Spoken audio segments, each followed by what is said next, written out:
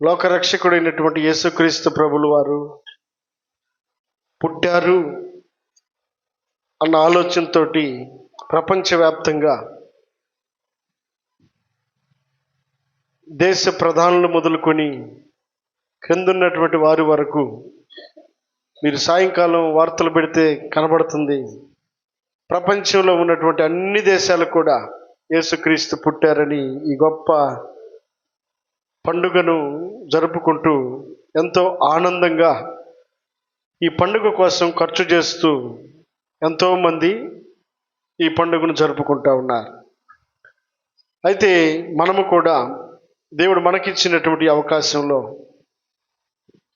యేసుక్రీస్తు ప్రభుల వారిని జ్ఞాపకం చేసుకుంటూ ఆయన మన కొరకై పుట్టినటువంటి ఈ గొప్ప శుభ సందర్భంలో మనము కూడా ఆయనను మహిమపరచుటకు ఈ స్థలమందు కూడి ఉండటానికి దేవుడిచ్చినటువంటి ఈ గొప్ప తరుణాన్ని బట్టి దేవునికి మహిమ కలుగునుగాక.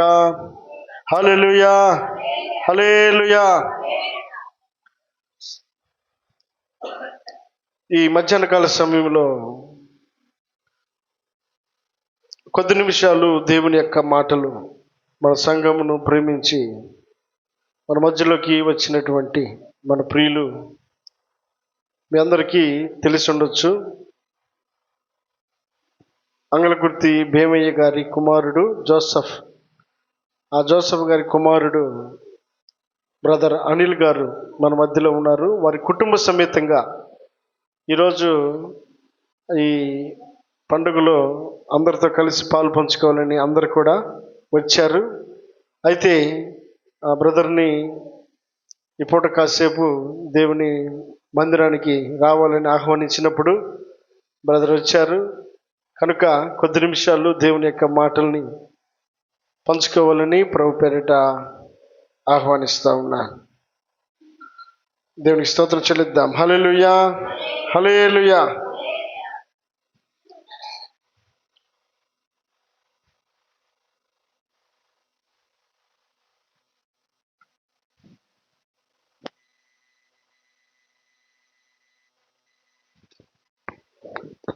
Praise the lord.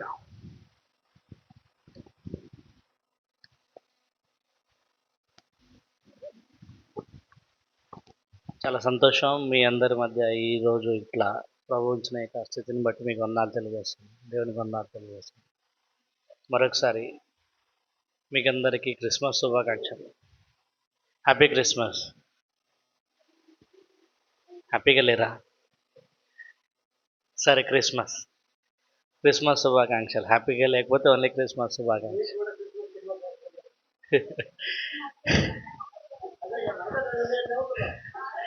Happy Christmas అందరికీ. సరే,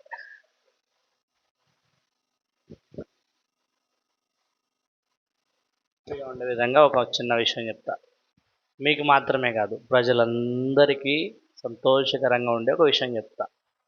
అదేంటిదంటే, నేడు రక్షకుడు మీ కొరకు పుట్టి ఉన్నాడు. ఈయన ప్రభు అయిన క్రీస్తు. దేవుని నామాన్ని బట్టి మనకందరికీ ఆ యొక్క దూత ద్వారా అందించబడిన ఆ యొక్క సువర్తమానము నేను ఈరోజు దేవుని పేరిట మీకు తెలియజేయాలని ఆశపడుతున్నాను. ఎందుకంటే సంతోషాన్ని గురించి చెప్పాలన్నంత తలంపు. హ్యాపీగా ఉన్నారు కదా? లేకపోతే విన్నాక హ్యాపీగా ఉంటారు. లూకాసు వార్త 2వ అధ్యాయము 10-11 వచనాలు మనందరం కలిసి చదువుకుందాం. లూకాసు వార్త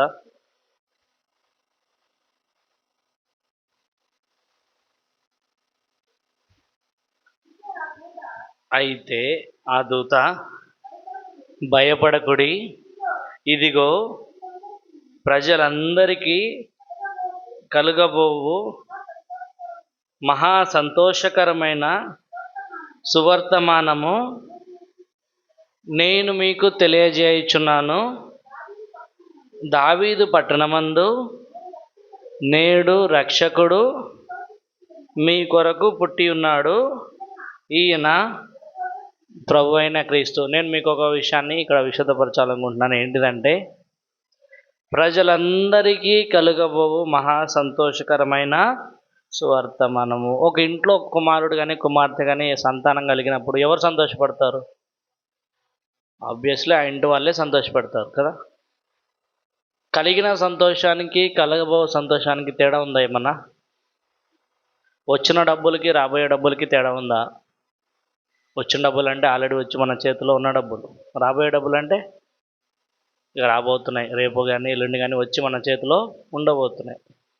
బైబిల్ గ్రంథం సెలవిస్తున్న మాట ఏంటిదంటే, ప్రజలందరికీ కలుగబోవు మహా సంతోషకరమైన సువర్తమానం.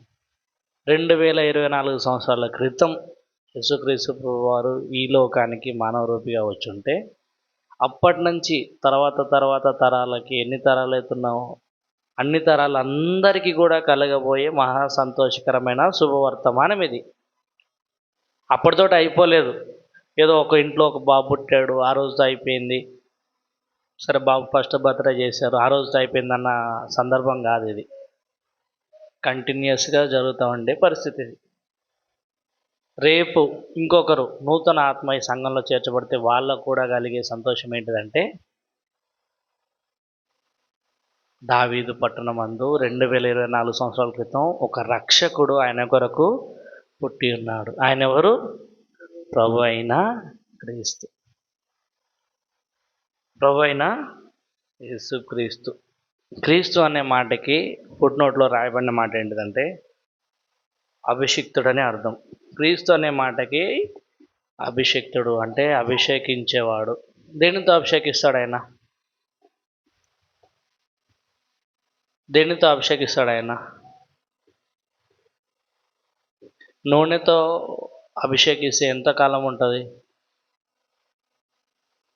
లేదు ఇంకొక క్రొత్త తైలము, ఒలీవ నూనె, సంథింగ్ ఏదన్నా ఒకటి తీసుకొని పాల అభిషేకము, నీళ్ళతోటి అభిషేకం, సంథింగ్ ఏదైనా చేసి అది ఎంతకాలం ఉంటుంది?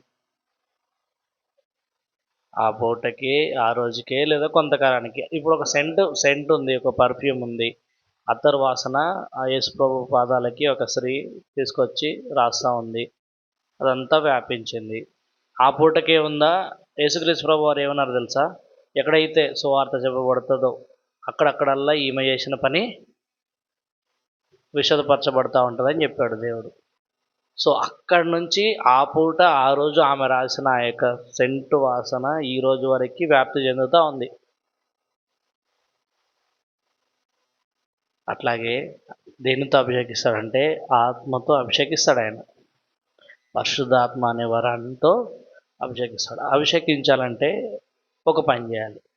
రోమీయులకు రాసిన పత్రిక 10వ అధ్యాయం,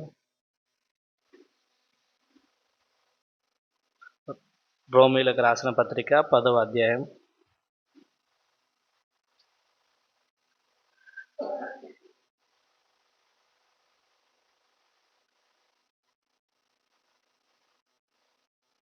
9వ వచనం 10వ వచనం, పేజీ నెంబర్ 140, రోమీయులకు రాసిన పత్రిక 10వ అధ్యాయము 9-10 వచనాలు. అది ఏమనగా, యేసు ప్రభువని నీ నోటితో ఒప్పుకొని దేవుడు మృతులలో నుండి ఆయనను లేపినని నీ హృదయమందు విశ్వసించినడలా నీవు రక్షింపబడుదువు. ఏలైనగా నీతి కలుగునట్లు మనుష్యుడు హృదయములో విశ్వసించును, రక్షణ కలుగునట్లు నోటితో ఒప్పుకొని. ఈ అభిషేకం ఎప్పుడు వస్తుందంటే, ఎప్పుడైతే బాప్తిస్మ సాక్ష్యాన్ని ఇచ్చి పరిశుద్ధాత్మ వరాన్ని కోరుకొని హస్త నిక్షేపణ పొందుకుంటారో, కృపావరాలు, పరిశుద్ధాత్మ అభిషేకము అనుగ్రహింపబడుతుంది.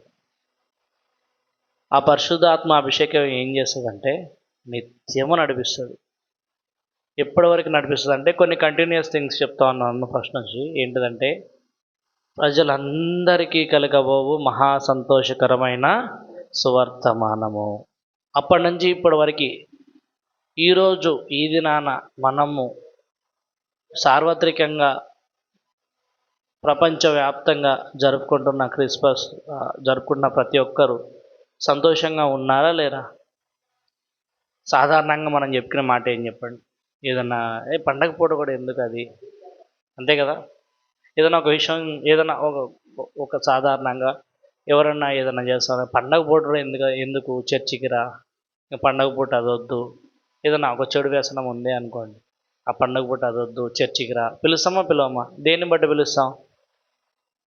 ఆయన సంతోషంలో పాలువారయ్యే నిమిత్తం పిలుస్తాం. ఆ సంతోషాన్ని పొందుకోవాలంటే ఒకటే మార్గం ఏంటిదంటే, యేసు ప్రభు అని మనం నోటితో ఒప్పుకొని హృదయం అందు ఏం చేయాలంట? విశ్వసించాలి. ఎందుకు నోటితో ఒప్పుకోవాలి, ఎందుకు హృదయంలో విశ్వసించాలి అంటే, ఏలయనగా నీతి కలిగే విషయం మనుషుడు ఏం చేయాలంట? నోటితో ఒప్పుకొని, రక్షణ కలిగే విషయం, నీతి కలిగే విషయం హృదయంలో విశ్వసించి, రక్షణ కలిగే విషయం నోటితో ఒప్పుకోవాలి. ఎప్పుడైతే ప్రభువా నేను పాపిని అంటామో అప్పుడు యేసుక్రీస్తు ప్రభువారు మన హృదయంలోనికి వస్తారు. రక్షణ కలిగే 10వ వచనంలో క్లియర్గా రాయబడినమాట, రోమా 10:10లో రక్షణ కలిగే విషయం ఏం చేయాలంట?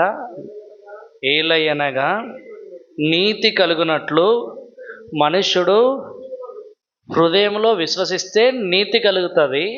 రక్షణ కలగాలంటే ఏం చేయాలి? నోటితో ఒప్పుకోవాలి, ప్రభువా పాపిని అని ఒప్పుకోవాలి. అది నిజమైన క్రిస్మస్. అప్పుడు నిజమైన సంతోషం వస్తుంది, అప్పుడు నిజమైన ఆనందం వస్తుంది, అప్పుడు నిజమైన ఆనందం వస్తుంది. లూకాసు వార్త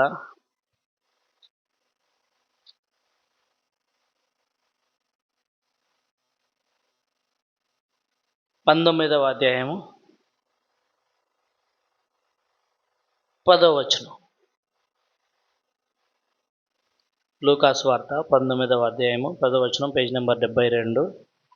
నశించిన దానిని వెదకి రక్షించుటకు మనుష్య కుమారుడు వచ్చనని అతనితో వచ్చాను. ఎందుకు వచ్చాడంటే, నశించిన దాన్ని వెదకి రక్షించడానికి వచ్చాడు.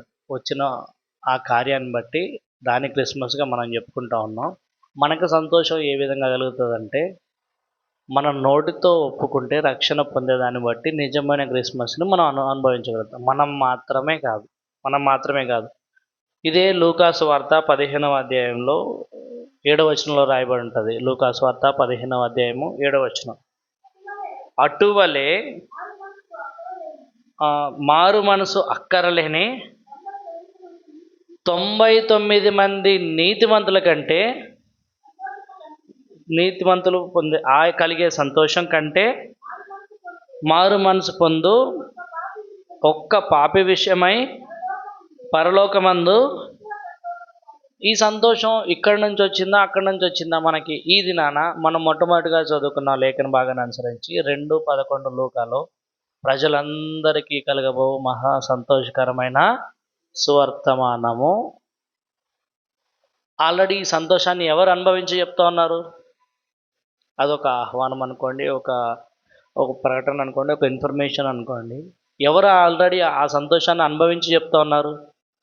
పరలోకమందు దూతలు అనుభవించి చెప్తా ఉన్నారు. దూతలు, సైన్యం మొత్తం, శరాపులు, కెరూబులు, పెద్దలు, పరిశుద్ధులు, వాళ్ళందరూ సంతోషాన్ని అనుభవించి చెప్తా ఉన్నారు. ఆ సంతోషాన్ని అనుభవించి మనకి చెప్తా ఉన్నారు, బాబు ఈరోజు మా ఇంట్లో ఒక మంచి కార్యం జరిగింది, దానికి మిమ్మల్ని ఆహ్వానిస్తున్నాము, మీరు రండి, మీరు కూడా మా సంతోషంలో ఏం చేయండి?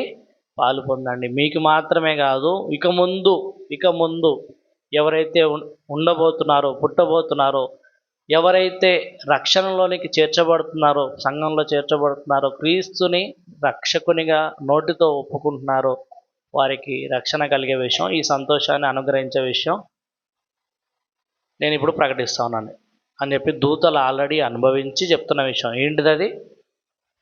దావీదు పట్టణమందు రక్షకుడు మీ కొరకు పుట్టి ఉన్నాడు. ఈయన ఎవరంట? ప్రభువైన క్రీస్తు. ఒక్క పాపి రక్షింపబడితే పరలోకంలో చాలా సంతోషం ఉంటుందంట. 99 మందిని వదిలిపెట్టేసి ఒక పాపి కోసం నశించిన దాన్ని వెదక రక్షించే నిమిత్తం వచ్చున్నాడు. ఎట్లా వచ్చాడు తెలుసా? ఒక శిశువుగానే వచ్చాడు. అందరూ వచ్చినట్టే వచ్చాడు. అందరూ శిశువుగానే కదా ఈ లోకానికి వచ్చేది. కానీ ఆయన జీవితం శిశువుగా ఉన్నప్పటి నుంచి చాలా ప్రత్యేకంగా ఉంది. మనం కూడా రక్షించబడినది మొదలుకొని ప్రత్యేకమైన జీవితాన్ని జీవించాలి. యెషయా గ్రంథంలో 9వ అధ్యాయంలో రాయబడి ఉంటుంది 6వ వచనంలో. యెషయా గ్రంథము 9వ అధ్యాయము 6వ వచనం.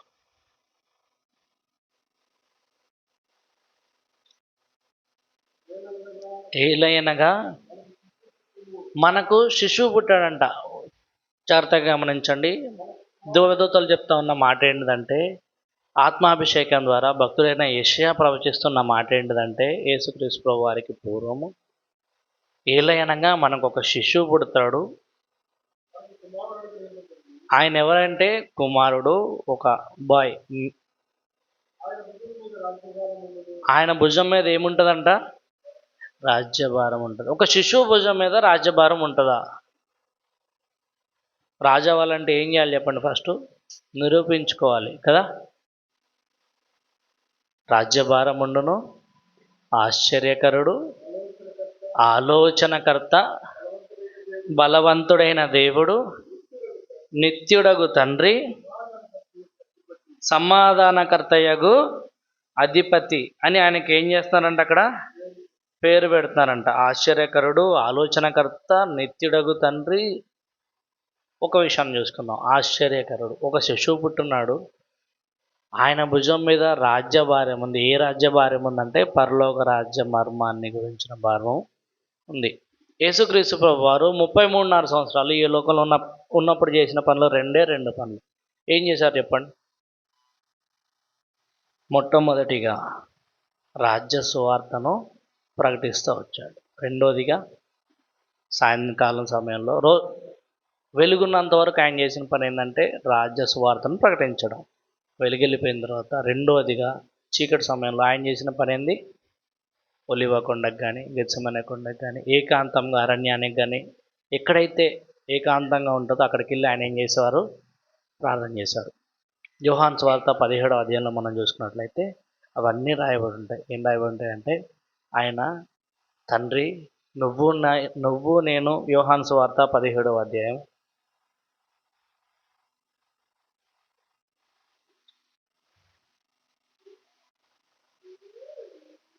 9వ వచనం. మొట్టమొదటిగా 17వ వచనం, 17వ అధ్యాయం 1వ వచనం.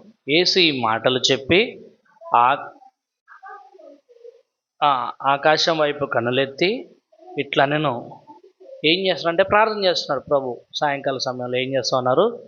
ప్రార్థన చేస్తున్నారు. 2 పనులు చేశారని చెప్పుకున్నాం. మొట్టమొదటి పని ఏంటిది? రాజ్య సువార్త వ్యాప్తిని ప్రకటించడం. రెండోదిగా ఏకాంతంగా వెళ్ళి ప్రార్థించడం. ఆ మాటలన్నీ చెప్పి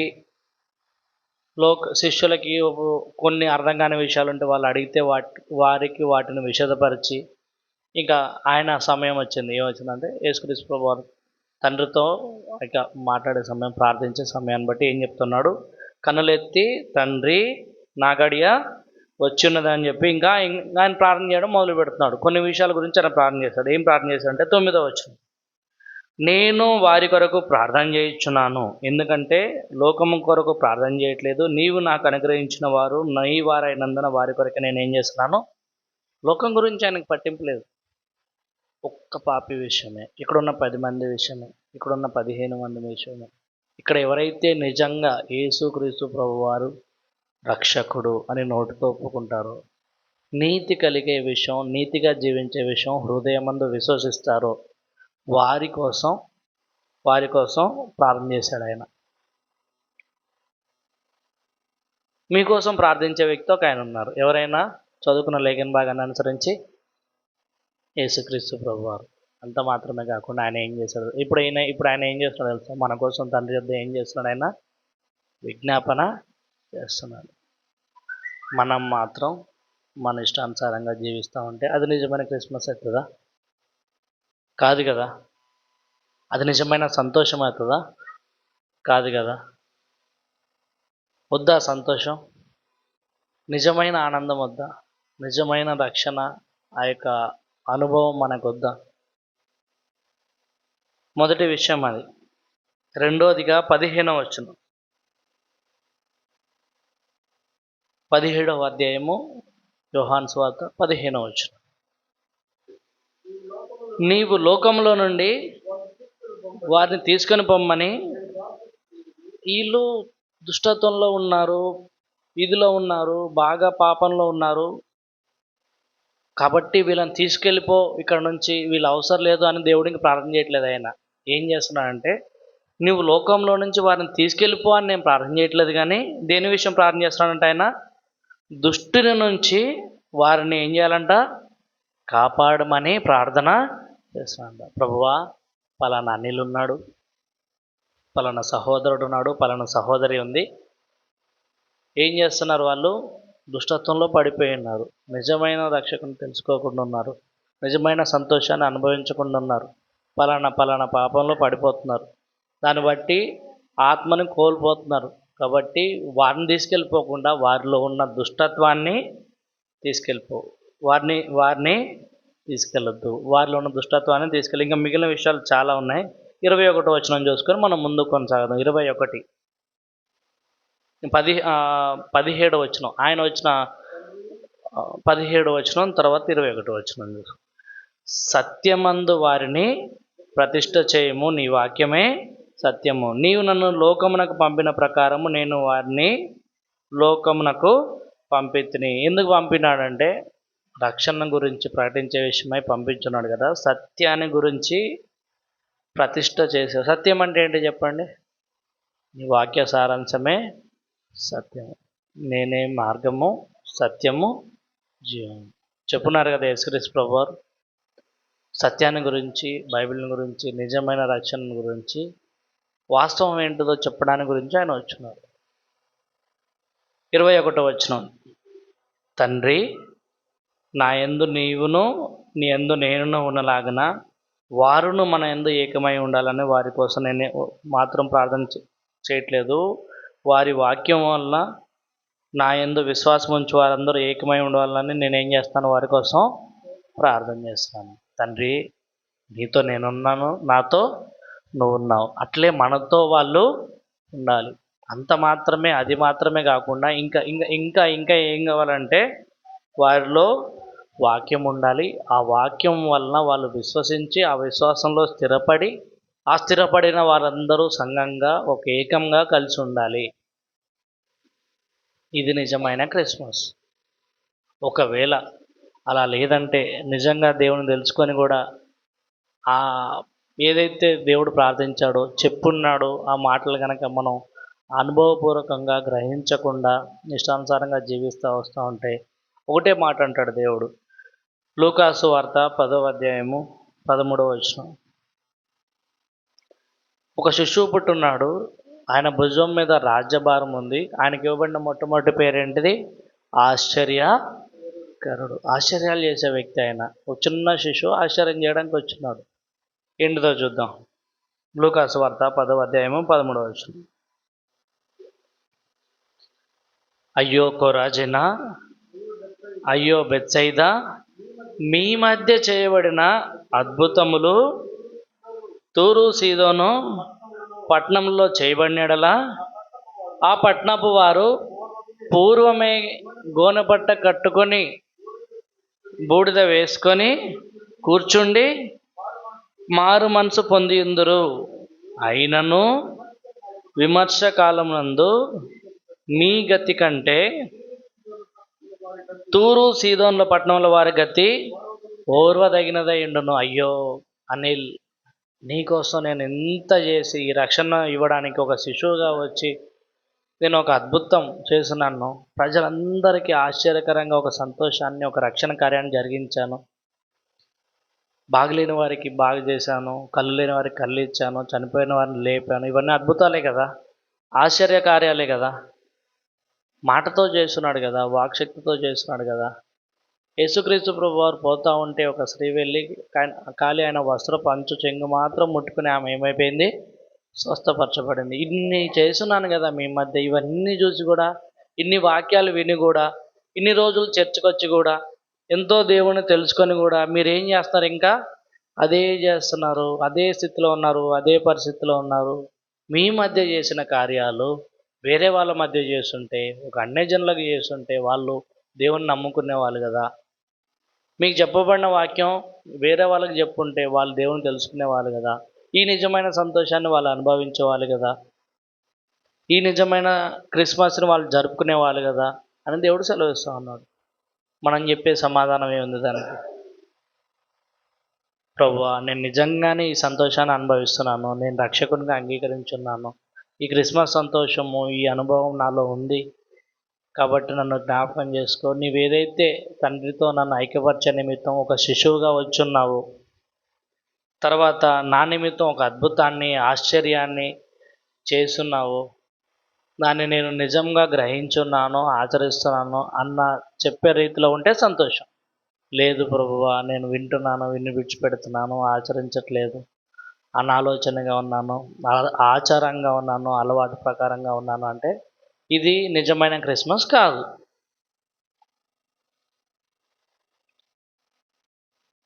కంటిన్యూస్ థింగ్స్ అంటే జరుగుతూనే ఉంటాయి. ఈరోజు కాకపోతే రేపు అనుకోవచ్చు, నేను ఇప్పటిదాకా నేను నమ్ముకోలేదు, ఇక మీదట నమ్ముకుంటాను, ఇక మీదట నిజంగా ఈ రక్షణ ఈ క్రిస్మస్ని నేను అనుభవిస్తాను అనుకోవచ్చు. కానీ అంత సమయం ఉండొచ్చు, ఉండకపోవచ్చు. నేడే అనుకూల సమయం, ఇదే రక్షణ దినం. ఈ రక్షణ అనుభవించి ఈ నిజమైన క్రిస్మస్ని అనుభవించడానికి ఇదే అనుకూల సమయం. ఇక్కడ చెప్తా ఉన్నాడు 11:9 నుంచి కొంచెం చదువుకుందాం. అంటే కాదు, మీరు మీ పిల్లలకి మంచి మంచి వాటిని ఇస్తారు, నేను నా అద్వితీయ కుమారుని, ఏకైక కుమారుని. యోహాను 3:16లో చూడండి ఏమని రాయబడి ఉంటుంది. యోహాను సువార్త 3వ అధ్యాయం 16వ వచనం. దేవుడు లోకమును ఎంతో ప్రేమించెను కాగా అద్వితీయ కుమారుడు అంటే తెలుసా? అటువంటి కుమారుడు ఇంకొకరు లేరు. ఒక్కడై ఉన్న కుమారుడు. ఎంతమంది ఉన్నా కూడా ఎవరి ప్రాముఖ్యత వాళ్ళకు ఉంటుంది, ఎవరి విలువ వారికి ఉంటుంది, ఎవరికి ఇచ్చే ప్రేమ వాళ్ళకి ఇస్తారు తల్లిదండ్రులు. అద్వితీయ కుమారుని యందు విశ్వాసముంచు ప్రతివాడు నశింపక నిత్య జీవం పొందినట్టు ఆయనను అనుగ్రహించాడు. ఆ అనుగ్రహింపబడిన వ్యక్తి యేసు క్రీస్తు. క్రీస్తు అనే అభిషేకము, యేసు అనే రక్షణ.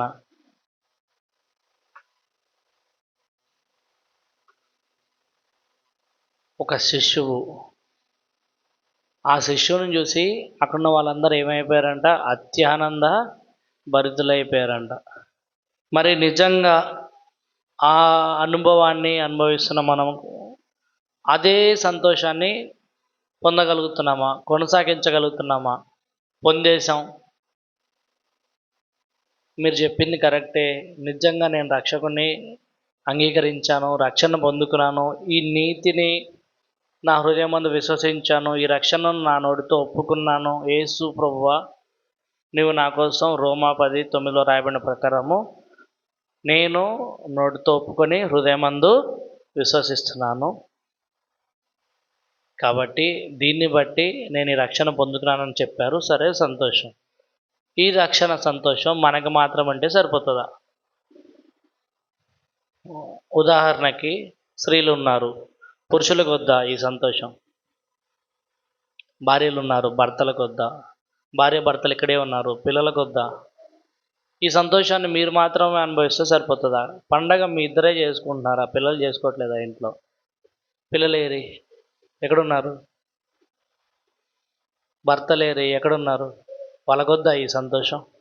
ఈ పండగ క్రిస్మస్ వాళ్ళకొద్దా?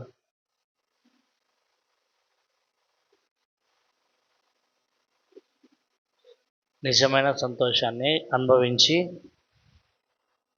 దాన్ని చెప్తే ఆ సంతోషం ఎవరొద్దంటారు చెప్పండి? చెప్పే విధానంలో చెప్పాలి. నేనున్నాను, నాకు 4 సార్లు చెప్పాలి, 4 సార్లు వింటారు. ఇంకొకరు ఉన్నారు 6 సార్లు చెప్పాలి, 6వ వింటారు. ఇంకొకరు ఉన్నారు 10 సార్లు చెప్పాలి, 10వ వింటారు. వింటారా? వింటారు కదా. ఇక్కడ వినని వాళ్ళు, చేయని వాళ్ళు, పాపం చేయని వాళ్ళు, నీతిగా జీవించిన వాళ్ళు మాత్రమే ఉన్నారా ఇక్కడ? పాపం చేసిన వాళ్ళు కూడా ఉన్నారు కదా, పాపాన్ని విడిచిపెట్టి రక్షణ పొందుకున్న వాళ్ళు ఉన్నారు కదా,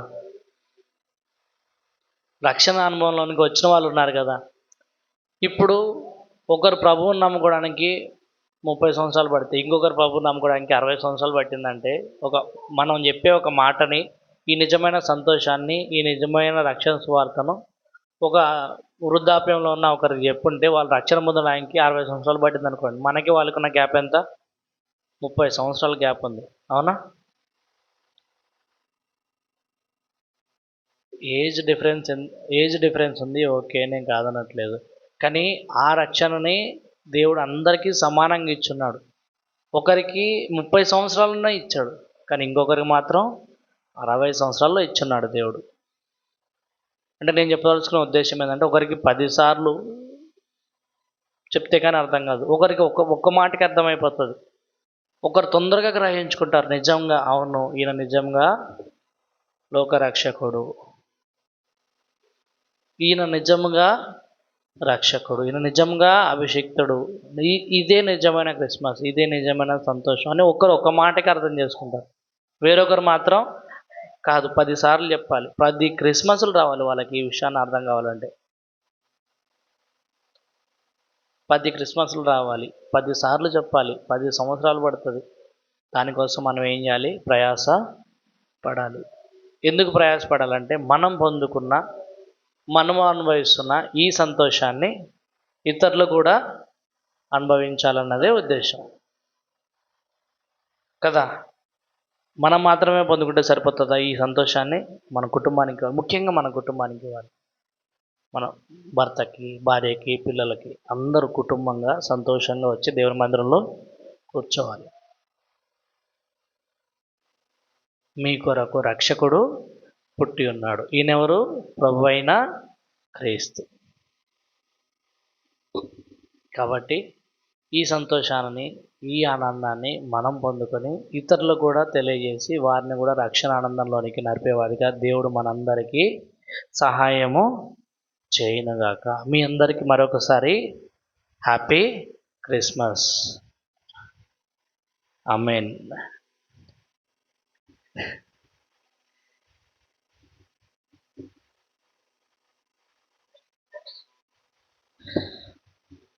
ప్రైజ్ ది లార్డ్. హల్లెలూయా, హల్లెలూయా.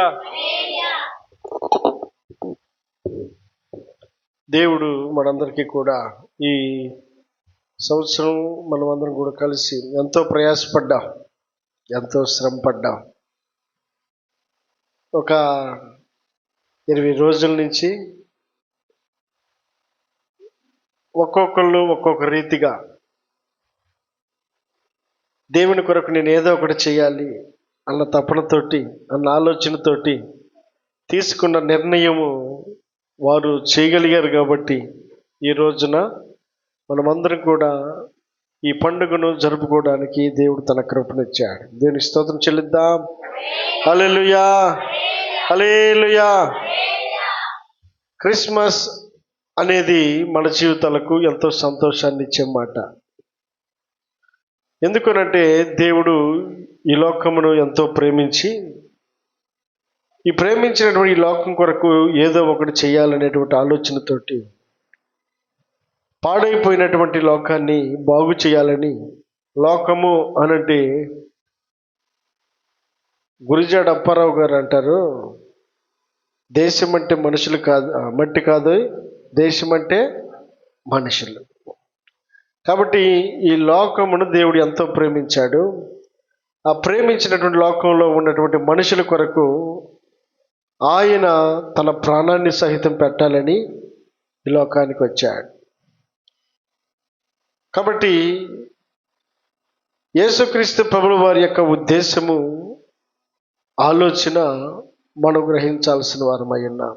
సంవత్సరాలు వస్తూ ఉన్నాయి, గడుస్తూ ఉన్నాయి, పండుగను చేస్తూ ఉన్నాం, ఆచరిస్తూ ఉన్నాం, మంచిదే. దేవుడు మనల్ని ఎందుకు ఇన్ని సంవత్సరాల నుంచి, 2024 సంవత్సరాల నుంచి ఆయన పుట్టినది మొదలుకొని మనుషులు ఆయన్ని పొగుడుతూ ఉన్నారు, ఆయన్ని కనపరుస్తూ ఉన్నారు, ఆయన నామాన్ని హెచ్చిస్తూ ఉన్నారు. ఇక్కడే కాదు, ప్రపంచవ్యాప్తంగా యేసుక్రీస్తు ప్రభుల వారిని గొప్పగా ఘనంగా పూజిస్తూ ఉన్నారు. దేవుడు కోరుకుంటున్నటువంటి పండుగ ఎలాంటిది? దేవుడు ఆశించినటువంటి పండుగ ఎలాంటిది? దేవుడు ఎలాంటి పండుగను ఆయన కోరుకుంటా ఉన్నాడు? ఎలా పండుగ మనం జరుపుకోవాలని ఆయన ఇష్టపడతా ఉన్నాడు? ఇది కనబడేటువంటి వీటన్నిటితో కలిసినటువంటి పండుగను మాత్రమే కోరుకుంటున్నాడా? కనబడినటువంటి నీ ఆలోచన, నీ క్రియలు, నీ తలంపులు, నీ ఉద్దేశాలు, నీ మార్గాలను కూడా దేవునికి ఇష్టమైనవిగా ఉండి పండుగను జరుపుకోవాలని ఆయన ఇష్టపడుతున్నాడు. దేవుని స్తోత్రం చెల్లిద్దాం. హల్లెలూయా, హల్లెలూయా. కాబట్టి ఈ పండుగను మనం ఒక్కసారి ఒక మాటతో మనం ఆలోచించేద్దాం. కొరింథీయులకు రాసినటువంటి మొదటి పత్రిక 5వ అధ్యాయము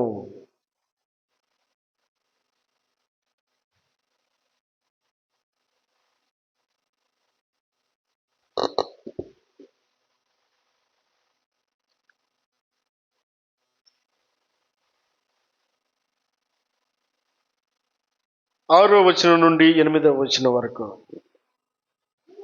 మీరు అతిశయపడుట మంచిది కాదు.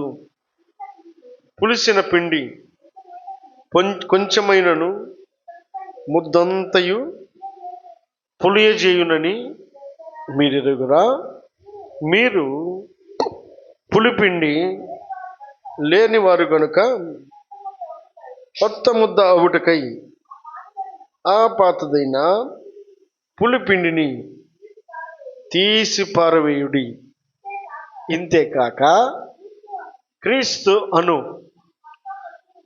మన పస్కా పశువు వధింపబడిన గనుక పాతదైన పులిపిండితోనైనను దుర్మార్గతయు దుష్టత్వమును పులిపిండితోనైనను కాకుండా నిష్కాపట్యమును సత్యమును పులియని రొట్టెతో, అదండి ఎలాంటి పండుగను దేవుడు కోరుకుంటున్నాడు అంటే, పులిసిన పిండితో చేసినటువంటి పండుగ కాదట, పులియని రొట్టెల పండుగ మనం చేయాలి. అంటే ఆయన అక్కడ ఒక ఉదాహరణగా జ్ఞాపకం చేశాడు. అసలు దేవుని ఉద్దేశం ఎలాంటిది అంటే, వాక్యం సెలవిస్తూ ఉంది, మీరు అతిశయపడుట మంచిది కాదు అని అంటున్నాడు. అతిశయము అని అంటే ఏంటంటే గొప్ప చేసుకోవడం, గర్వించడం. ఇదిగో మా చర్చిలో కూడా మేము పండగ చేసాం. ఎట్ట చేశారు? మంచి లైటింగ్ వేసాం, మంచి పెయింట్లు కూడా తెచ్చాం, మంచి బుడకలు కూడా తెచ్చాం, ఇదిగో మంచి కార్పెట్ వేసుకుని, అలాగే క్రిస్మస్ ట్రీ కూడా తీసుకొచ్చాం, చక్కగా చేసాం, మంచిగా అందరం వండుకొని తిన్నాం, మంచి బట్టలు కట్టుకున్నాం, మంచిదే. అయితే దేవుడు అంటాడు, ఇదిగో వీటన్నిటితో పాటు అసలు మారాల్సినటువంటిది దేవుడు గమనిస్తున్నాడు, దేవుడు చూస్తున్నాడు. పై మెరుగులు దిద్ది లోపల అలాగే ఉందనుకోండి, దాని వలన ఏమాత్రం కూడా ప్రయోజనం కాదు. మెరుగుల కోసం ఆయన చూడాలని తపన పడడం లేదు, లోపల దాని కొరకు ఆయన ప్రయాసపడుతున్నాడు. మంచిదే, హృదయపూర్వకంగా మనం చేసే పని చేయడం మంచిదే. ఏదో చేసేవాళ్ళు అనిపించుకోవడం కూడా అది మనకు మంచిది కాదు. ఎందుకనంటే కయ్యూను హేబేలు అనబడేటువంటి వారిలో కయ్యూనేమో ఏదో చేశామన్నట్లుగా కొంత తీసుకెళ్ళి దేవుడికి ఇచ్చాడు. హేబేలేమో కాదు కాదు నేను మంచిది చేయాలని చెప్పని ఆశతో చేశాడు. దేవుడేమో హేబేలు యొక్క అర్పణనేమో అంగీకరించాడు, ఏదో చేశామనిపించుకున్నటువంటి వ్యక్తి యొక్క అర్పణనేమో తృణీకరించాడు. మరి కయ్యూనుతో చెప్పిన మాట ఏమిటంటే, కయ్యూను నీవు సత్క్రియ చేయలేదు, నువ్వు చేసే పని కరెక్ట్గా చేయి, నువ్వు చేసే పని మంచిగా చేయి, నువ్వు ఒకవేళ గనక నువ్వు మంచి హృదయంతో, మంచి ఆలోచనతోటి, మంచి మనసుతోటి నువ్వు చేసే పనిని గనక నువ్వు చేస్తే నీవు కూడా తలెత్తుకొని నిలబడగలుగుతావు. నువ్వు తలెత్తుకొని నిలబడగలిగేటువంటి ఆ ధైర్యం ఎప్పుడు వస్తుందంటే నువ్వు మంచి చేసినప్పుడు. ఆ మంచిని దేవుడు గమనిస్తున్నాడు, ఆ మంచి ఆలోచన గమనిస్తూ ఉన్నాడు. మనం చేసే పని నాణ్యమైనది అయి ఉండాలి, మనం చేసే పని గొప్పదై ఉండాలి, మనం చేసే పని దేవునికి మహిమకరంగా ఉండాలి. ఇదిగో ప్రపంచమంతా కూడా పండగ ఆచరిస్తూ ఉంది, మనం కూడా ఆచరిస్తూ ఉన్నాం.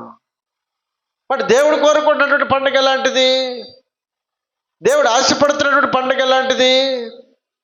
దేవుడు కోరుకుంటున్నటువంటి పండుగ ఎలాంటిది అని అంటే, ఇదిగో పులి అని రొట్టెల పండుగను దేవుడు కోరుకుంటున్నాడు. దేవుడు స్పష్టంగా అక్కడ మనకి జ్ఞాపకం చేసినటువంటి మాట, నీ దగ్గర ఉన్నటువంటి నిన్నటి ఆహారం, నిన్న ఏదైనా ఒక కూర ఉండేవనుకోండి, ఈరోజు ఫ్రెష్గా నిన్న ఒక చికెన్ తెచ్చి వండావు, మిగిలిపోయింది కొంత, అక్కడే పెట్టావు. ఇప్పుడు మరలా 1 కేజీ చికెన్ తీసుకొచ్చి వండావు, తిందాం అనుకుంటున్నావు. నిన్న కాక మొన్న వండిన కూర అక్కడే ఉంది, అది ఎందుకులే వృధాగా పోతుందని చెప్పని తీసుకొచ్చి ఈ కొత్తగా వండిన దాంట్లో వేసావు. వేసి కలదిప్పావు. తినబోయేలకి పాడైపోతుందా, బాగుంటుందా? చెప్పాలా? అది తెలుసుగా మనకి, తెలుసా తెలియదుగా? మీరే చెప్పిన ఆన్సర్ కాబట్టి మీకు తెలుసు. అంటే నిన్నగాక మొన్న ఆహారం తీసుకొచ్చి ఈరోజు ఆహారం ఎంత ఫ్రెష్గా ఉండినా దాంట్లో కలిపితే ఆ కూర మొత్తం కూడా పాడైపోతుంది. అదే మాట ఇక్కడ జ్ఞాపకం చేస్తున్నాడు. ఇప్పుడు మంచి పిండిలో పులిసినటువంటి పిండి తీసుకొచ్చి కలిపితే అది కూడా పులిసిపోద్దా లేదా? నువ్వు అంత పిండి తీసుకొచ్చి, ఇదిగో ఇంత పిండి తీసుకొచ్చి దాంట్లో కలిపితే పులిసిన పిండి, ఆ ముద్దంతా కూడా పాడైపోద్దని బైబిల్ చెప్తుంది. ఆ సూత్రం మనకు కూడా తెలుసు. పాలు అన్నీ ఉంటాయి, సేవని ఎంత వేస్తాం? కొంచెం వేస్తాం. ఆ కొంచెం సేవరి ఇన్ని పాల మొత్తం మార్చేస్తుందా లేదా? తన స్వభావం అంతటిని మార్చేసిద్ది. దేవుడు కోరుకున్నటువంటి పండుగ ఎలాంటిదనంటే, దాని క్రింద మాట 7వ వచనంలో, మీరు పులిపిండి లేని వారు గనుక కొత్త ముద్దగుటకై, అదండి, మీరు ఆల్రెడీ దేవుని బిడ్డలు, దేవుని అనుసరిస్తున్నారు, దేవుని కార్యాలంటే ఆసక్తి, దేవుని పని అంటే ఆసక్తి, దేవుని మందిరానికి వెళ్ళాలన్న తపన ఉంది. ఇన్ని కార్యాలు చేస్తూ, ఇన్ని ఆలోచనలు చేస్తూ పులిసినటువంటి పిండి, ఇదిగో మనం మంచి చేసేటువంటి ఆ మంచి దాంట్లో తీసుకొచ్చి దాన్ని ఎందుకు కలపటం? ఆ దాన్ని తీసుకొచ్చి కలిపితే ఉన్న పిండి అంతా కూడా పాడైపోద్ది కదా. ఇప్పుడు ఇదిగో దేవుని యందు భయభక్తులు కలిగి ఆయన మందిరానికి వెళ్ళాలి అన్న ఆశ, ఆలోచన, దేవుని మందిరంలో ఆయన బిడ్డలమని మనం పరిగణింపబడుతూ లోకములో ఉన్నటువంటి ఆలోచనలన్నింటినీ కూడా మనం కనుక భుజాన్ని వేసుకుంటే మనం చేసిన భక్తి అంతా కూడా నెరవేరమైపోద్ది, చేసిన పని అంతా కూడా పాడైపోద్ది. ఇంత సేమిరి ఉన్న పాలంతటిని కూడా మార్చేసిద్ది. ఆ కార్యాలు, ఆ క్రియలన్నీ కూడా, ఆ పని అంతా కూడా పాడైపోద్ది. అందుకే దేవుని యొక్క వాక్యం సెలవిస్తూ ఉంది, మన పండుగను ఆచరిద్దాము. ఎలాంటి పండుగనంటే, ఇదిగో మనము పులియని రొట్టెల పండుగను మనము ఆచరిద్దాం. పులిసినది అనంటే ఆ పిండి, పులిసిన పిండి దేనికి సాదృశ్యంగా ఉంది అనంటే 8వ వచనంలో అంటాడు, కనుక పాతదైన పులిపిండితోనైనను, అంటే ఏమేంటిది పాతదైన పులిపిండి అనంటే ఏంటంటే దుర్మార్గత, రెండవది దుష్టత్వము, ఈ క్రియలు మనలో ఉండకూడదు. దుర్మార్గం ఉండకూడదు, అన్యాయం ఉండకూడదు, అక్రమం ఉండకూడదు, దురుద్దేశం ఉండకూడదు, దుష్టత్వం ఉండకూడదు, దురాలోచనలు ఉండకూడదు. దేవుని యందు భయభక్తులు కలిగినటువంటి బిడ్డలుగా పరిగణింపబడుతున్నటువంటి మనం ఈ క్రిస్మస్ ఆరాధనలో దేవునితో మాట్లాడుతున్నాడు. నీవు దేవుని బిడ్డగా పరిగణించబడితే, దేవుని యొక్క పండుగను ఆచరించడానికి ఇష్టపడితే, క్రిస్మస్ నీ జీవితంలో గొప్ప ఆశీర్వాదకరంగా ఉండాలి అని అంటే దేవుని వాక్యం సెలవిస్తూ ఉంది. ఇదిగో పులిసినటువంటి పిండితో సమానమై ఉన్నటువంటి దుర్మార్గతయు దుష్టత్వమును నీవు విడిచిపెట్టాలి. ఇది ఆయన కోరుకుంటుంది. ఇది తీసి బయట పారవేయమంటున్నాడు. అంటే ఓవరాల్గా మనం ఆలోచన చేస్తే మన మనస్సు మారాలి, మన క్రియలు మారాలి, మన చూపు మారాలి, మన నడవడిక మారాలి, మన ఆలోచనలు మారాలి, మన పద్ధతులు మారాలి, మన సహవాసాలు మారాలి. వాటన్నిటిని అనుసరిస్తూ ఇదిగో పండగ కూడా చేద్దాం. లోకము కావాలి, దేవుడు కావాలి, లోకాలోచనలు కావాలి, దేవుడు కూడా కావాలి అని ఆలోచన మనం జ్ఞాపకం చేసుకుంటే దేవుడు కోరుకున్నాడు. మనము పులిసిన పిండితో చేసినటువంటిది నువ్వు ఎంత పెద్దలు చేసినా మొత్తం కూడా పులిసిపోద్ది, మొత్తం కూడా పాడైపోద్ది. ఇంతే కదా ఆ ఇంతే ముద్దంతా కూడా చెడిపోయేటట్లుగా చేస్తుందట. అయితే మరి ఏం చేయాలి? దాని కింద నిష్కాపట్యమును సత్యము అను. అదండి నిష్కాపట్యం అంటే నిష్కల్మషం లేనటువంటి హృదయంతో, పవిత్రమైనటువంటి హృదయంతో, మంచి మనస్సాక్షితోటి, కల్మషం లేనటువంటి హృదయంతో, యథార్థ హృదయంతో మనము సత్యమును అను పులియని రొట్టెల పండుగను మనం ఆచరింపవలెను. సత్యము అనంటే ఏంటి? దేవుని యొక్క వాక్యము.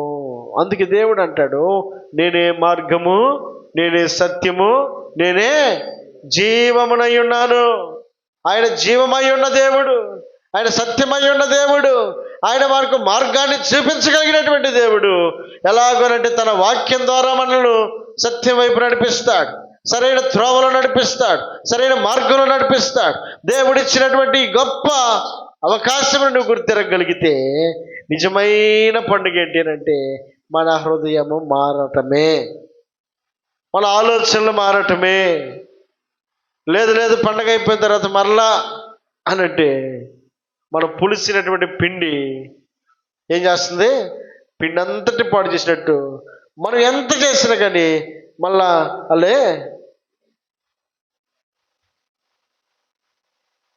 మనం చేసే పని మనకు అక్కడికి వచ్చేది అయి ఉండాలి, మన కష్టార్జితం మనం తినేవారం అయి ఉండాలి. అనంటే ఏం చేయాలి? ఇదిగో దేవునికి ఇష్టమైనట్లుగా ఉండాలి. దేవుడు ఏమైనా పాడైపోమని చెబుతాడా? మంచిగా బ్రతకండి అయ్యా అని చెప్తాడు, మంచిగా బ్రతకండి అమ్మా అని అంటాడు. మంచిగా ఉండండి, అందరితో కలిసి ఉండండి, అందరిని ప్రేమించండి. దేవుని వాక్యం సెలవిస్తా ఉన్నటువంటి మాట, మొదట నీ దేవుడైన యెహోవాను ప్రేమించుట, రెండవది నిన్ను వలె నీ పొరుగు వారిని. ఎవరు చెప్తారు మనకి? వాళ్ళతో బలంగాక, వీళ్ళతో బలంగాక. ఇది లోకం మనకు నేర్పేది. వాళ్ళు మనోళ్ళు కాదు, వీళ్ళు మనోళ్ళు కాదు. ఇది మనకు లోకం నేర్పేటువంటి మాట. దీని వలన దేవుడు కోరుకునేటువంటిది ఏది కూడా లేదు. దేవుడు నేర్పేటువంటి మాటను మనం అనుసరిస్తే దేవుని యొక్క ఉద్దేశం మనం నెరవేర్చిన వారం అవుతాం. దేవుడు ఎందుకు వచ్చాడనంటే ఈ లోకమును రక్షించడానికి వచ్చాడు. వాళ్ళందరినీ కూడా క్షేమంగా ఉండాలని కోరుకున్నాడు. ఎలాగో అయ్యా మేము బాగానే ఉన్నాం, తింటా ఉన్నాం, బ్రతుకుతా ఉన్నాం, మంచిదే. కానీ ఇది కాదు కదా మన పరలోకానికి చేర్చేది, మనకు సరైనటువంటి మార్గాన్ని చూపించేది దేవుని వాక్యం. మనుష్యుడు నడుస్తున్న మార్గము వాడికి సరైనదిగా కనబడుతుంది, కానీ తుదకది మరణానికి దారి తీస్తుంది కదా. మన ఆలోచనలు మనకు కరెక్ట్గా అనిపిస్తాయి, కానీ అవి మనల్ని మరణానికి తీసుకెళ్ళేవయ్యండి. కాబట్టి ఈ పండుగలో మనం నేర్చుకోవాల్సినటువంటి పాఠం, దేవుని వాక్యాన్ని అనుసరిస్తే సరైనటువంటి మార్గానికి మనం నడవగలుగుతాం. మంచి మార్గము మనకు దేవుడు నేర్పడానికి ఇష్టపడతా ఉన్నాడు. కాబట్టి ఈ పండుగ మన జీవితాలకు ఆశీర్వాదకరంగా ఉండినట్లుగా మనమందరము కూడా పాతదైన పులిపిండిని తీసి పారవేయండి అని వాక్యం సెలవిస్తూ ఉంది. మన పాత ఆలోచనలు పక్కన పెడదాం, పాత క్రియలను పక్కన పెడదాం, పాత పద్ధతులను పక్కన పెడదాం. ఇదిగో లోకానుసారమైనటువంటి ఆలోచనలు పక్కన పెట్టేసి ఇదిగో దేవునికి ఇష్టమైనటువంటి పండుగను మనం జరిపిద్దాం. కనుక ఈ మధ్యాహ్న కాల సమయమందు ప్రియులు అనిల్ గారు మనతో మాట్లాడే మాటలు, మనమందరం కూడా రక్షింపబడాలి, మనతో పాటు మన కుటుంబాలు కూడా, అలాగే మన బిడ్డలు కూడా మనం నడుస్తున్న మార్గాన్ని వారు కూడా అనుసరించి నడవాలి. మనం ఏం చేస్తున్నామో మన బిడ్డలు కూడా వారిని అనుసరిస్తారు. మనం చేసేటువంటి క్రియలు బిడ్డలకు మార్గాన్ని చూపిస్తాయి. కాబట్టి ఈ లోకము మనకు శాశ్వతమైనది కాదు. ఈ లోకంలో ఉండగానే మనం నిజరక్షకుడైనటువంటి యేసుక్రీస్తుని గుర్తిరిగి ఆయన మార్గంలో, ఆయన మాటలానుసారంగా, మాటలకు అనుగుణంగా మనం నడవగలిగితే దేవుడు తప్పక మనల్ని బట్టి సంతోషించేవాడై ఉన్నాడు. దేవునికి మహిమ కలుగును గాక. హల్లెలూయా, హల్లెలూయా. కాబట్టి మీ అందరికీ కూడా క్రిస్మస్ శుభాకాంక్షలు తెలియపరుస్తూ ఉన్నాను. చెప్పండి, happy Christmas, happy Christmas, happy Christmas, merry Christmas. ప్రార్థన చేసుకుందాం. ప్రార్థన తలలో ఉంచుదాం. యేసుక్రీస్తు ప్రభుల వారు మన కొరకై ఈ లోకానికి అరుదించాడు. సర్వమానవాళి కొరకు ఒక పవిత్రమైనటువంటి వ్యక్తి రక్తము చిందించితేనే తప్పితే ఈ లోకంలో ఉన్నటువంటి మానవుల మీద ఉన్నటువంటి పాపము తొలగించబడదని లేఖనాలు అలాగే గ్రంథాలు తెలియపరుస్తూ ఉన్నప్పుడు, పవిత్రుడును నిష్కల్మషుడును పాపుల్లో చేరక ప్రత్యేకముగా ఉన్నవాడును ఆయన ఈ లోకమునకు మనందరికీ సరిపోయిన వాడై మన కొరకు తన ప్రాణాన్ని పెట్టడానికి వచ్చినాడు. ఇదిగో నీవు కూర్చుండి, దేవా నేను పాపినయ్యా, నేను ఇంతకాలం నా ఇష్టం వచ్చినట్లుగా నడిచానయ్యా, లోకం చెప్పినట్లుగా నడిచానయ్యా, నేను నీ మార్గంలో నిలకడగా ఉండలేకపోతూ ఉన్నాను అని మన హృదయపూర్వకంగా దేవుని దగ్గరికి వచ్చి మాట్లాడితే, ఆయన ఎంతైనా నమ్మదగిన దేవుడై మనం క్షమించడానికి ఆయన ఇష్టపడతా ఉన్నాడు. ఇది పులిసిన పిండితోటి మనం ఎన్ని చేసినా ఏం ప్రయోజనం? ఇక పులియని రొట్టెల పండుగను దేవుడు కోరుకుంటున్నాడు కదా. ఏ క్రియలు నీలో నిన్ను పులిసినటువంటి పిండితోటి నడిపిస్తూ ఉన్నాయి? ఏ క్రియలు, ఏ ఆలోచనలు? ఒకసారి గుర్తు చేసుకో. ఎంతకాలం నీకు ఆయుష్ ఇచ్చాడు దేవుడు, ఎంతకాలం ఆరోగ్యం ఇచ్చాడు దేవుడు, చక్కగా కుటుంబాన్ని ఇచ్చాడు, బిడ్డల్ని ఇచ్చాడు, భర్తనిచ్చాడు, భార్యనిచ్చాడు. దేవుడిచ్చినటువంటి ఇన్ని అవకాశాలు మనం ఉపయోగించుకుంటూ ఈ భూమి మీద మనం జీవించడానికి ఆయన ఇచ్చిన కృపను బట్టి ఆయనకు మన కృతజ్ఞతలమై ఉంటూనే ఇదిగో లోకంలో కూడా మనం కలిసిపోతూ ఉంటే ఎలా? దేవుడు కోరుకుంటుంది ఏమిటి, మనం చేస్తుంది ఏమిటి? దేవుని యొక్క ఉద్దేశం మనం ఎరిగిన వారం అయితే ప్రియబిడ్డలారా ఒకసారి జ్ఞాపకం చేసుకుందాం. ఈ లోకం మనకు శాశ్వతమైనది కాదు కదా. ఎంతకాలం మనం పండుగను ఆచరిస్తూనే ఇదిగో లోకంలో కలిసిపోతాం. దేవుడు చెప్పే మాట ఒక్కసారైనా మన హృదయంలోకి చేర్చుకుందామా? ఒక్కసారైనా మనం దేవుని మాటకు లోబడదామా? ఒక్కసారైనా దేవుని మాటకు విధేయత చూపుదామా? తర్వాత మనకు చెప్పేవాళ్ళు ఎవరు ఉంటారు? అయ్యో, దేవుడు ఎంత చక్కగా తన సేవకులను నిలబెట్టుకుని మాట్లాడుతూ ఉన్నాడు. ఎంత చక్కటి మాటలు దేవుడు మనకు నేర్పిస్తూ ఉన్నాడు. నిత్యత్వంలోకి, నిత్యరాజ్యంలోకి వెళ్తామన్నటువంటి ఆలోచన మనం కలిగిన వారమైతే ఈ లోకంలో ఉండగానే మనం సరి చేయబడాలి. ఏదో తక్కిడో బిక్కడో అనుకుంటే మనం ఏ ఆలోచనతో ఈ భూమి మీద జీవించామో ఆ ఆలోచనకే మనం అప్పగించబడతాం. మనం దేవునికి లోబడిన వారమైతే మనం దేవుని ఎద్దుకు చేర్చబడతాం. మనం లోకానికి లోబడిన వారమైతే ఇదిగో లోకానికి అప్పగించబడినటువంటి నరకాగ్నికి మనం కూడా అప్పగించబడతాం.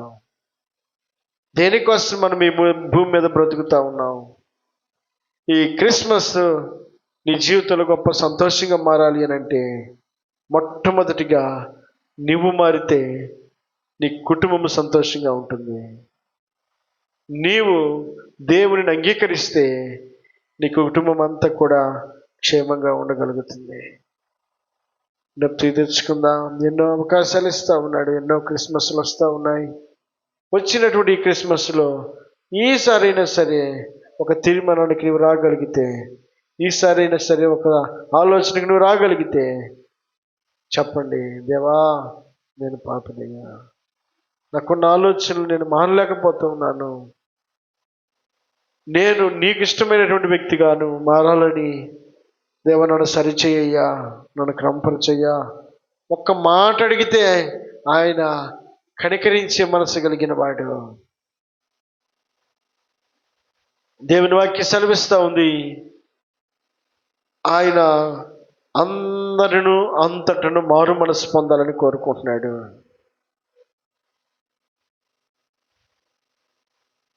ప్రార్థన చేసుకుందాం.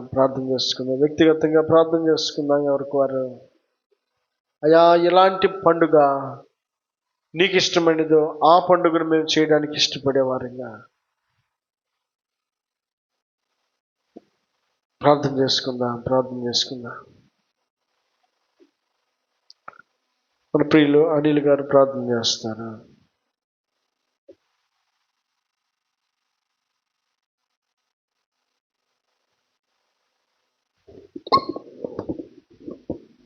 ప్రేమగల తండ్రి, జీవముల దేవ, ఇచ్చిన సమయాన్ని బట్టి ఉన్నారు తండ్రి. ఇంతవరకు జ్ఞాపకం చేసుకొని తండ్రి క్షేమంగా తండ్రి ఈ యొక్క పండుగ దినాన, క్రిస్మస్ దినాన మీ మందిరంలో చేర్చి పాటల ద్వారా, వాక్యం ద్వారా తండ్రి మీరు సంతోషాన్ని వీరితో కూడా పంచుతూ, వీరు కూడా వీరి సంతోషంలో పరిపూర్ణులు అయ్యే నిమిత్తం వీరికి అనుగ్రహింపబడిన తండ్రి ఈ యొక్క లేఖన భాగాన్ని జ్ఞాపకం చేసుకున్నాను. మీ వెనుకల్లో నూరంతల పరం అనుగ్రహించి ఆశీర్వదించి సహాయం దయచేయమని, విని విడిచిపెట్టే వారిగా ఉన్న నిమిత్తం సహాయం దయచేయమని, నిజమైన సంతోషాన్ని, క్రిస్మస్ని, పొలిపిండి లేని జీవితాన్ని నిజంగా తండ్రి గొప్పగా తండ్రి నిష్కాపట్యంగా జీవించే విషయంలో వీరిని తండ్రి జ్ఞాపకం చేసుకొని సహాయం తెచ్చామని, తద్వారా తండ్రి వీరిద్దరికి తండ్రి మాదిరిగా నిజమైన తండ్రి యొక్క క్రిస్మస్ని వేరొకరికి తండ్రి అన్వయించేవారిగా ఉన్న విషయమై సహాయం తెచ్చామని జ్ఞాపకం చేసుకోమని, సంఘాన్ని జ్ఞాపకం చేసుకోమని తండ్రి, సంఘాన్ని ఇంకా ఆశీర్వదిస్తురమ్మని, సంఘ సరిహద్దులను విషయాలు పరుస్తురమ్మని, సంఘంలో అనేక మంది చేర్చబడే విషయంలో సహాయం దయచేయమని, ప్రతి ఒక్క కుటుంబాన్ని జ్ఞాపకం చేసుకోమని, అందరికీ తండ్రి ఆయా రీతిలుగా కావాల్సిన ఆకారాలన్నీ తండ్రి, ఆరోగ్యము, చదువు తండ్రి, ఉద్యోగ బాధ్యతలు, పనులు, ప్రతి విషయాల్లో సహాయం దయచేసి కృప చూపించమని, చేరువచ్చిన వారందరినీ తండ్రి జ్ఞాపకం చేసుకుని వీరు తండ్రి ఈ యొక్క క్రిస్మస్ని తండ్రి మరలా తండ్రి జ్ఞాపకం ఉంటున్న విషయమై వీరితో తండ్రి హృదయంలో తండ్రి మీరు మాట్లాడుతున్నామని, ఒప్పింపజేస్తున్నామని, రక్షణ కార్యాన్ని ఇంకెవరైతే పొందుకోలేదో తండ్రి రక్షింపబడలాగిన సహాయం దయచేయమని, వారితో తండ్రి మీరు దర్శిస్తున్నామని, ఇచ్చిన సమయాన్ని బట్టి చేరువచ్చిన పరిశుద్ధులందరిని బట్టి వందనాలు చెల్లించుకుంటూ చెప్పబడిన వాక్యాన్ని మీరు తండ్రి ఆశీర్వదించి మీరు కట్టి ఫలింపనుగ్రహించి సహాయం దయచేయమని ఈ ప్రార్థన యేసుక్రీస్తు ప్రభు పరిశుద్ధ నామమున అడిగి వేడుకొంచున్నాను తండ్రి. మన పరమ తండ్రి అయినటువంటి దేవుని యొక్క కృప, కుమారుడైనటువంటి యేసుక్రీస్తు యొక్క సన్నిధి, పరిశుద్ధాత్మని యొక్క సహవాసము మనకును అలాగే చేరువచ్చినటువంటి ప్రియులు అనిల్ గారికి, అలాగే ఈ పండుగకు వచ్చినటువంటి ప్రియబిడ్డలందరికీ దేవుడు అనుగ్రహించి నడిపించునుగాక. ఆమేన్.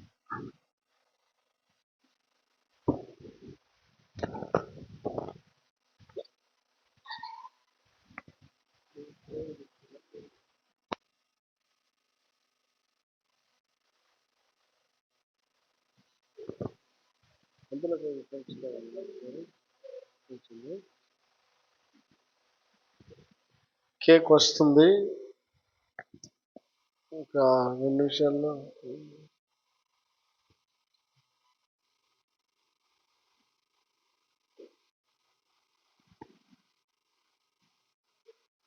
మీ అందరికీ కూడా హృదయపూర్వక వందనాలు.